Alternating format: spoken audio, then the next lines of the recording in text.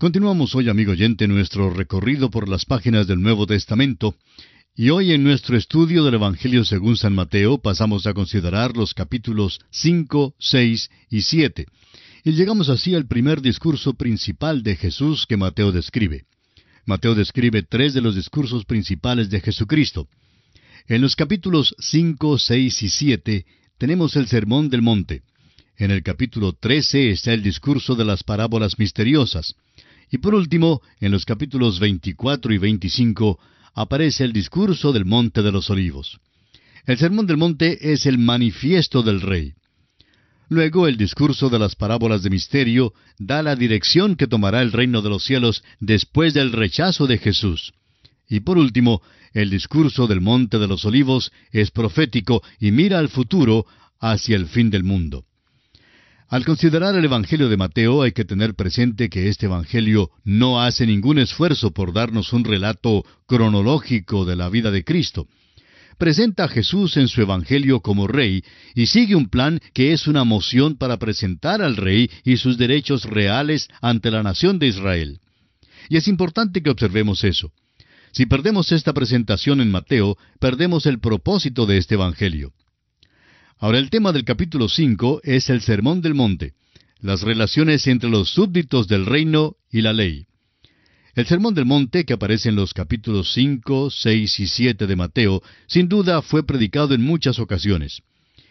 El Señor repitió muchas de las verdades y parábolas dadas en este sermón en muchas ocasiones. El doctor Lucas nos da solamente una porción de este sermón, y estamos seguros que Mateo también solo escribió una parte del Sermón del Monte. Creemos que el Señor dio muchísimo más que lo que se escribe aquí en Mateo, pero lo que se encuentra allí se da para nuestra instrucción y entendimiento hoy en día. En la exposición de las Escrituras hoy, hay teólogos que se inclinan o bien muy a la izquierda o bien muy a la derecha. El teólogo liberal se encuentra a la izquierda y trata el Sermón del Monte como si fuese el Evangelio mismo en su totalidad. Se porta como si esta fuera la única parte de las Escrituras que es importante. Uno de estos predicadores liberales dijo en cierta ocasión que todo lo que se necesitaba en la Biblia era el Sermón del Monte. Aún dijo que todo lo que se necesitaba era la regla de oro que aparece inscrita en Mateo 7:12. Dice allí, así que todas las cosas que queráis que los hombres hagan con vosotros, así también haced vosotros con ellos, porque esto es la ley y los profetas. Ahora esto parece muy bueno, parece muy pío, suena muy piadoso. Pero la pregunta no es si uno cree que el Sermón del Monte es su religión. La pregunta, amigo oyente, es si está viviendo usted de conformidad con él. El contenido del Evangelio cristiano no se halla en el Sermón del Monte. No se hace ninguna mención de la muerte y la resurrección de Cristo en él. Pablo dijo a los Corintios en su primera carta, capítulo 15, versículo 1, «Os declaro, hermanos, el Evangelio». Entonces, ¿qué es el Evangelio? ¿Es el Sermón del Monte? ¿Es eso lo que predicó Pablo? Claro que no. Pablo dice en los versículos 3 y 4 de su primera carta a los Corintios que Cristo murió por nuestros pecados conforme a las Escrituras, y que fue sepultado y que resucitó al tercer día conforme a las Escrituras. El Sermón del Monte es algo muy piadoso, pero el Evangelio no se encuentra allí. A los hombres les gusta decir, vivo según el Sermón del Monte, cuando realmente no lo hacen. Este es un punto de vista muy extremo, pero es típico de un segmento bastante grande de los liberales hoy en día. Si un hombre es sincero y lee el Sermón del Monte, se dará cuenta que no vive de acuerdo con él. Si esta es la norma de Dios, y a propósito, lo es, ¿qué hará un hombre si comete una falta? ¿Tiene entonces un Salvador? ¿Tiene alguien que pueda extenderle su misericordia? ¿Tiene alguien que pueda alcanzar la gracia y salvarle por la fe cuando no le es posible vivir conforme a este sermón? Reducir el mensaje cristiano al Sermón del Monte es una simplicidad que las Escrituras no permitirían bajo ninguna circunstancia. Este es el punto de vista de la extrema izquierda. Ahora tenemos el punto de vista de la extrema derecha. Este grupo trata el Sermón del Monte como si fuera la plaga bubónica. No quieren tener nada que ver con él. Dicen que no sirve para los cristianos de ninguna manera.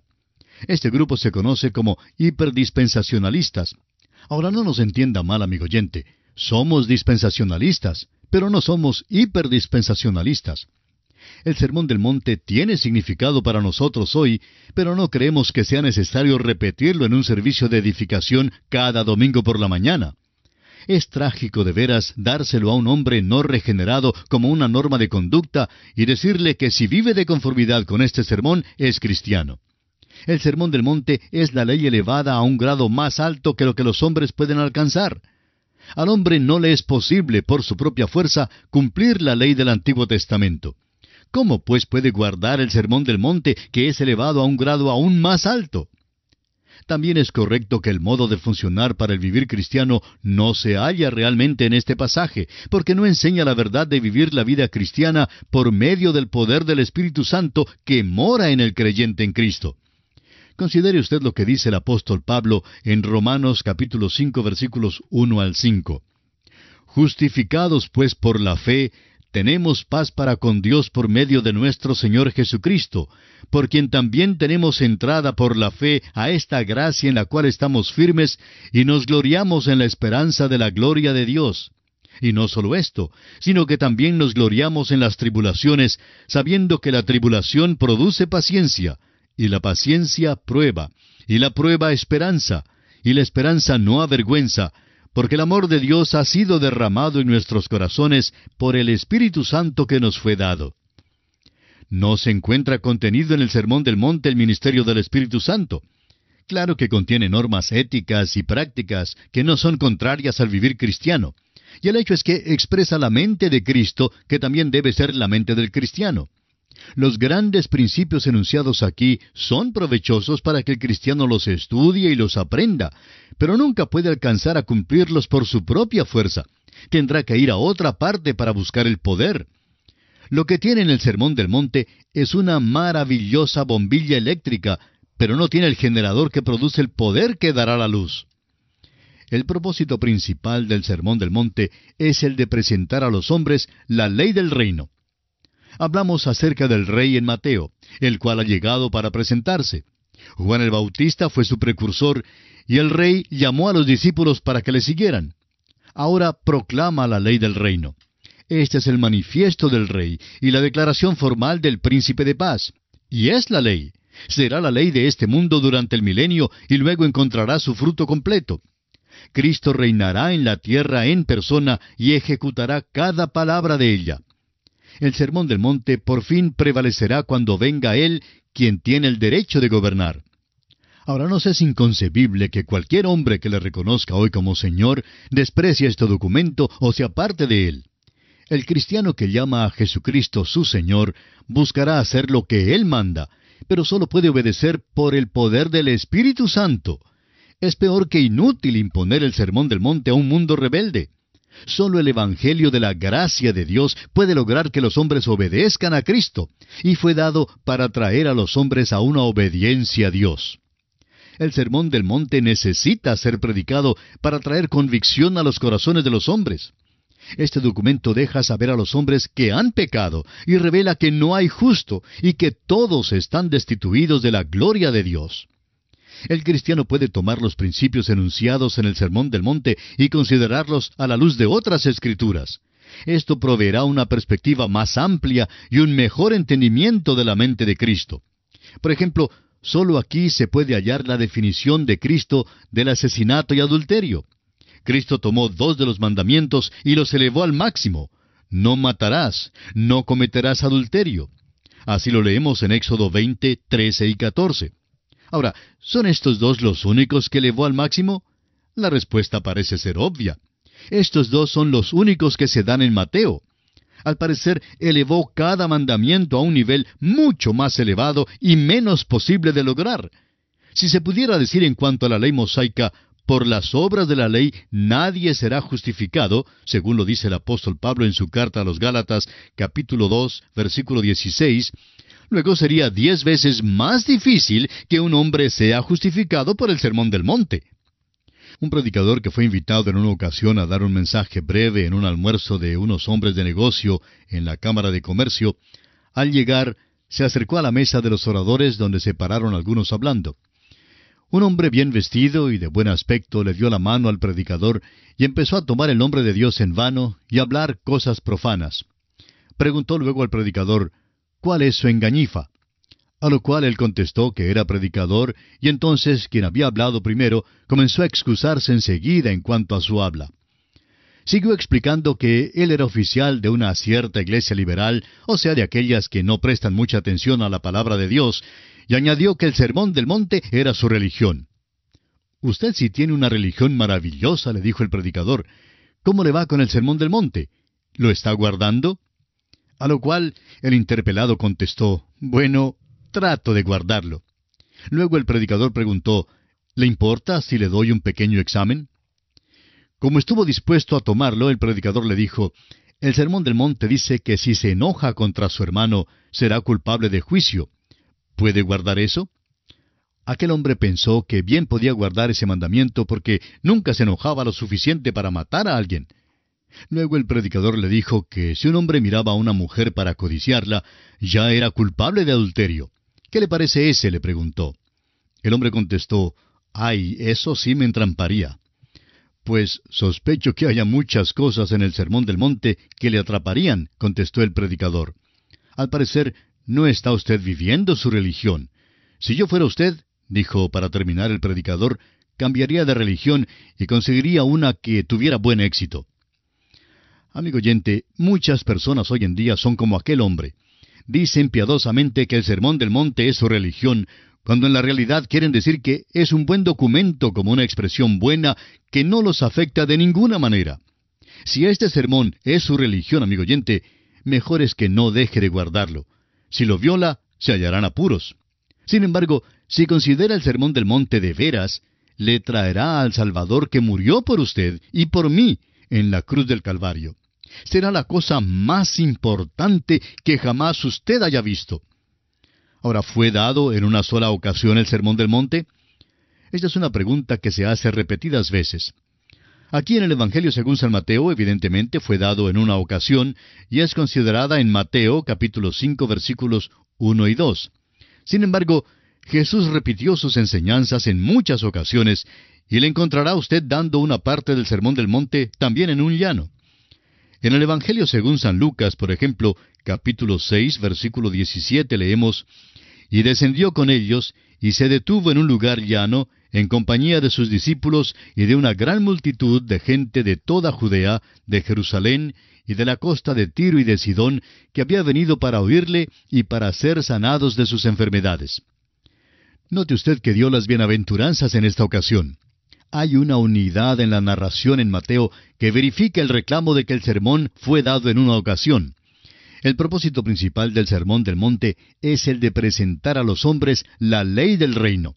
Y se puede dividir de la siguiente manera. Primero, la relación de los súbditos del reino entre sí.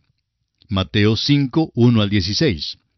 En segundo lugar, la relación entre los súbditos del reino y la ley. Mateo 5, 17 al 48. En tercer término, la relación entre los súbditos del reino y Dios. Mateo 6, 1 al 34. Y en cuarto lugar, la relación entre los súbditos del reino y otros. Mateo 7, 1 al 29. Vamos a considerar ahora las bienaventuranzas. El Sermón del Monte principia con las bienaventuranzas. Declaran lo que son los súbditos del reino y cómo pueden llegar a ser este tipo de personas. En primer lugar, debe notarse que el Señor realmente no dio el Sermón del Monte a la multitud. Lo dio a los discípulos, a aquellos que ya eran de Él. Dicen los versículos 1 y 2 del capítulo 5 de Mateo, «Viendo la multitud, subió al monte, y sentándose, vinieron a Él sus discípulos, y abriendo su boca, les enseñaba, diciendo». La escena y la condición de la multitud impulsó al Señor Jesucristo a declarar su manifiesto. Más adelante vio las multitudes dispersas como ovejas que no tenían pastor. Aquí ve a esta gente como una multitud sin rumbo que necesitaba un rey. La primera bienaventuranza tiene significado especial para nosotros. Note usted lo que dice en el versículo 3 del capítulo 5 de Mateo. «Bienaventurados los pobres en espíritu, porque de ellos es el reino de los cielos». Este versículo dice, «Bienaventurados los pobres en espíritu». No nos dice cómo llegar a ser pobres en espíritu. La palabra bienaventurado ocurre 9 veces. El libro de los Salmos principia con esta misma palabra: bienaventurado el varón. El Salmo 1, versículo 1, comienza diciendo: bienaventurado el varón. Note usted, sin embargo, el contraste con la ley mosaica en Deuteronomio 27, versículos 16 al 26. Allí todo es maldición. Encontramos la bendición en Deuteronomio 27, 12, cuando dice: cuando hayas pasado el Jordán, estos estarán sobre el monte Gerizim para bendecir al pueblo: Simeón, Leví, Judá, Isaacar, José y Benjamín. Ahora encontramos la maldición en Deuteronomio 27, 13. Ahí dice: y estos estarán sobre el monte Ebal para pronunciar la maldición: Rubén, Gad, Aser, Zabulón, Dan y Neftalí. Las maldiciones son dadas en Deuteronomio. Las bendiciones son dadas en el Sermón del Monte. Y quisiéramos concluir hoy diciendo que hoy en día solo el pecador que ha sido salvado puede darse cuenta, puede conocer su pobreza de espíritu. Continuaremos con este interesantísimo tema en nuestro próximo programa. Confiamos que usted nos vuelva a sintonizar. Como es nuestra costumbre, le sugerimos leer los siguientes versículos del capítulo 5 del Evangelio según San Mateo que estamos estudiando para estar familiarizado con su contenido y que sea más fácil para usted sacar el mayor provecho de este estudio bíblico. En la seguridad de encontrarnos de nuevo en este mismo punto del dial en nuestro próximo programa, deseamos a usted las ricas bendiciones del Señor.